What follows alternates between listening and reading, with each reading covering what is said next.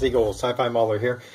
Today we're going over a review and build of Rebels Star Wars The Last Jedi, their First Order Heavy Assault AT-M6 Walker. That's a lot to say. I've heard it also called the Guerrilla Walker. So let's take a quick look at the back. Comes with 46 pieces. Looks like there's several pieces per leg, and a few in the body here and there, and whatnot. So very good. Let's take a look at inside, see what we've got. One of the things I really like about these Rebel kits is there's no sprue. There's no sprue cutting. It's all cut for you and bagged up. Gotta watch out for those little parts there. But I like that. It makes it so much easier. It's one of my least favorite things is cutting sprue. Looks like we have the sides of the body here. Nice thick plastic, durable. It's of course a build and play, so it is designed for the younger modeler, but it has some nice detail. And if you want to do some weathering and painting and whatever else you want to do to it, you can certainly do that. Looks like we got the sound module here. We'll definitely paint over that red part. I wish they would kind of give you an option to either have that red part or a solid part, but we can paint over that, not a big deal. And the sounds and whatnot. Alright, so we have our groups of pieces here. Looks like it's broken up into the legs. We got the feet, more legs. Odds and ends, I suppose. It looks like probably the joints of the legs. And these are, looks like we have the back and probably the bottom sections and the head section. Let's take a quick look at the head real quick. Alright, head comes in one nice piece. Well, no, there's a bottom piece to it and probably something to fill in the eyes. So, we'll have to mess with that. I don't know if that stays open like that. I doubt that stays open. I'll have to read the directions.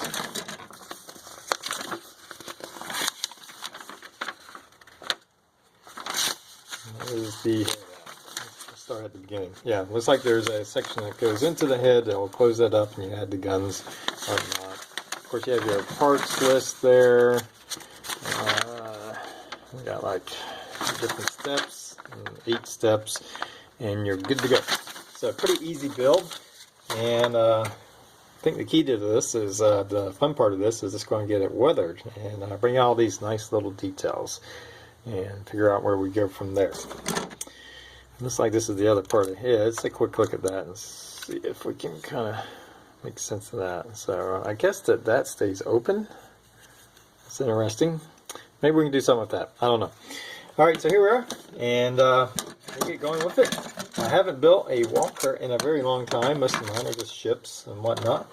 So we'll move forward with it, and I'd like to try some different techniques on the weathering and whatnot. And anyway, let's go forward and see what we can get going here.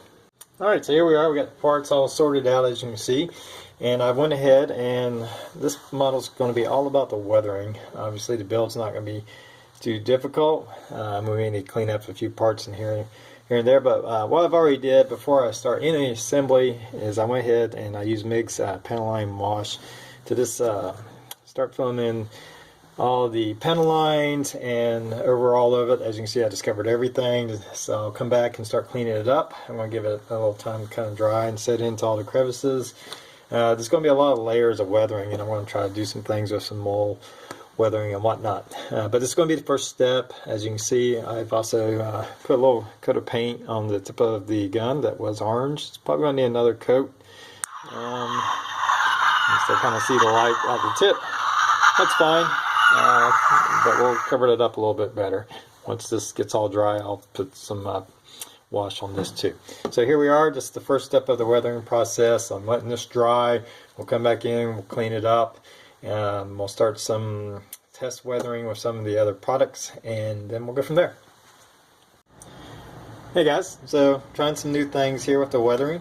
I'm using some oil paints. As you can see on this part right here, I've already used them.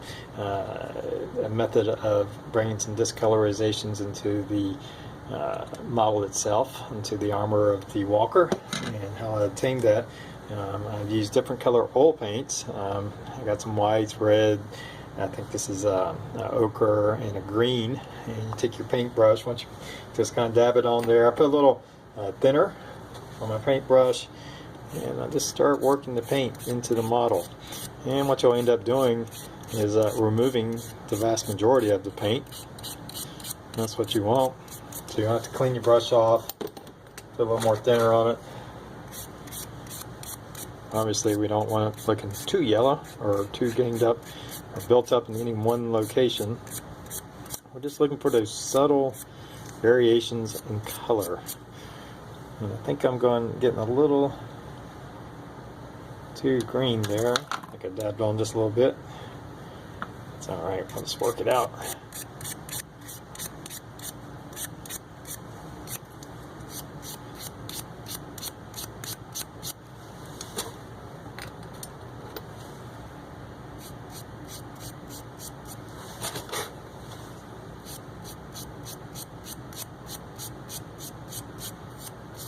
Just working it in until we get to the desired level of discolorization that we want. Just gotta be mindful of the edges.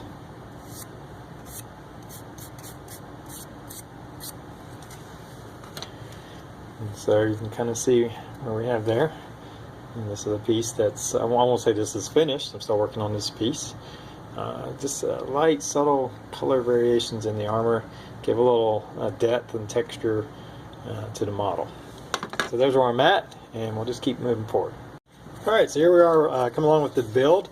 I've been using my oils to do the painting on it and the weathering on it. Really like the way it's turning out, and I'm still got some more to do. I'm going to do some stuff with some dry pastels to do some more of the weathering of it on the sides and possibly with some of the panels here. But I really like how the oils do the discolorization and the effect on it. So to me, I think it's looking pretty good. Obviously there's still more work to do. It is a little bit more time consuming. I'm taking my brush and mixing in, mostly I'm using black, white, and some burnt ochre with a little bit of green and stuff. And again, just taking off most of it. I just want hints of it. I don't want it to be too overpowering. So there we go on that. On the headpiece, one modification I did to the model here is this piece here. As you saw in the opening, there was no glass that came included. It was just kind of a open place for the cockpit here. In the movie it's red and it's kind of lit. So what I did is I just took some pieces, I had this plastic I just cut out here. I think this is container plastic, kind of thin, easy to cut. So I cut some of the pieces out there and put it inside in here, and I glued it all in with this clear parts cement.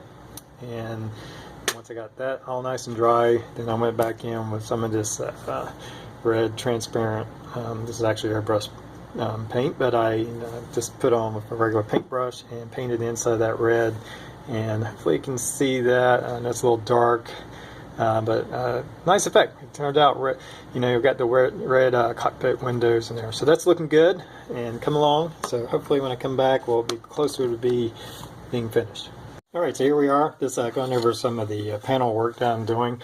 Technique I've done on some other models in the past is using dry pastels to brush on and create new panels. I did it with this section right here. I'm about to do it in this little section right here. So I tape it off, the panel that I want to create. Take my dry pastels, I've showed this before, kind of grind it up on some sandpaper here.